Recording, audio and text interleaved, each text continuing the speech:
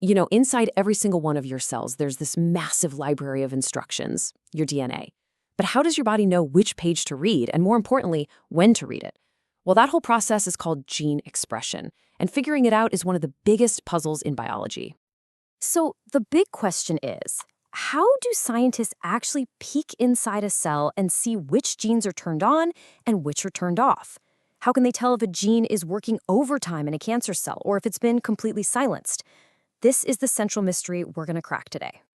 And one of the classic detective tools for this exact job is a technique called northern blotting. It's a really powerful method that lets researchers hunt down a specific RNA molecule, that's the messenger that carries a gene's instructions, and figure out exactly how much of it is there. And the history behind this is actually pretty funny. It was developed way back in 1977, and it gets its name as a clever play on a similar technique for looking at DNA, which was called the Southern blot, named after its inventor, Edwin Southern. Get it? Southern, Northern. A little bit of lab humor for you. All right, so here's the game plan for today. We're going to start with the mystery of gene expression. Then we'll break down the northern blot method step by step. After that, we'll see what the blot actually reveals. And finally, we'll look at how this classic tool has been totally reimagined for the modern world. Let's dive into the nitty-gritty, right? How does this whole molecular investigation actually work? It's a careful, step-by-step process where each stage is designed to get us closer to our target. Okay, so this diagram gives you a great bird's-eye view of the whole thing. It looks complicated, but the idea is pretty simple. You grab all the RNA from a cell, you sort it, you stick it onto a special membrane, and then you use a kind of glowing probe to light up the one specific piece you're hunting for. Let's break that down even more.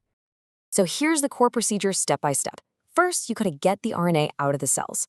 Then you separate it all by size using something called gel electrophoresis. Basically, an electric current pulls the smaller bits through a gel faster than the bigger ones. After that, you transfer or blot that pattern of RNA onto a tough little membrane and lock it in place. Then comes the magic part. You add a labeled probe. That's a tiny piece of custom-made DNA that will only stick to the RNA you're looking for. Finally, you just have to see where that probe lit up, and bam, you can see your target RNA. Okay, so that transfer step, moving the RNA from the flimsy gel to the sturdy membrane, it's super important, and scientists have a couple of ways to do it. The old school way is capillary blotting. It just uses a wicking action, kind of like how a paper towel soaks up water. It's simple, but man, it can take forever, like all night. The faster option is vacuum blotting.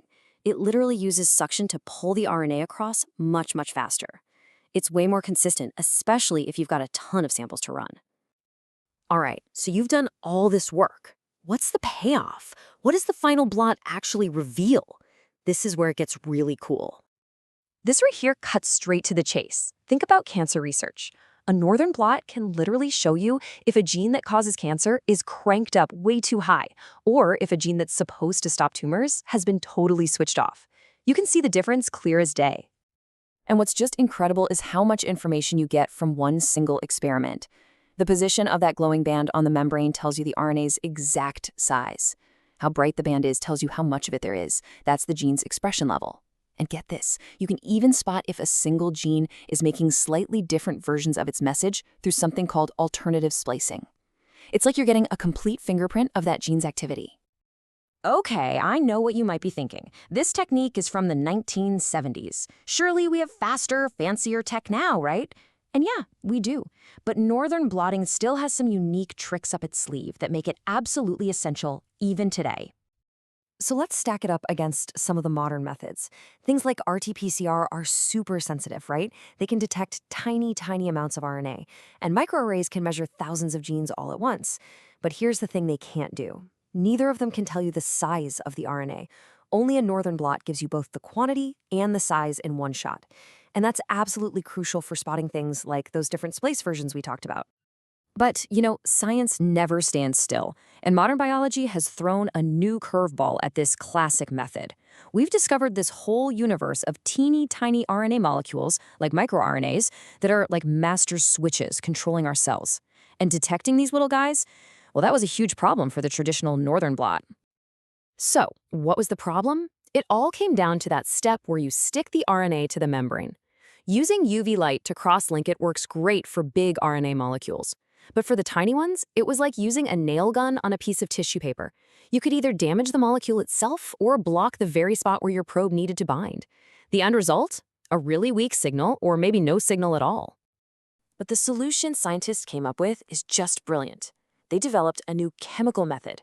Instead of blasting it with UV light, they use a compound called EDC. And what EDC does is it very gently and precisely attaches just the very tip of that tiny RNA molecule to the membrane. This leaves the entire rest of the molecule totally free and open for the probe to find it. And the result? A massive 50 times increase in sensitivity for these small RNAs. This was an absolute game changer.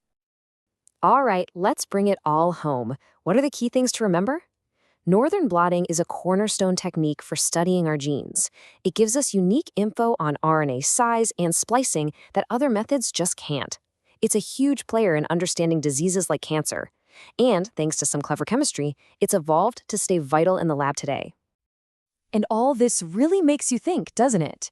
In this era of brand new, high-speed technologies, what other classic, time-tested tools are still out there, quietly doing the heavy lifting and pushing the frontiers of science forward?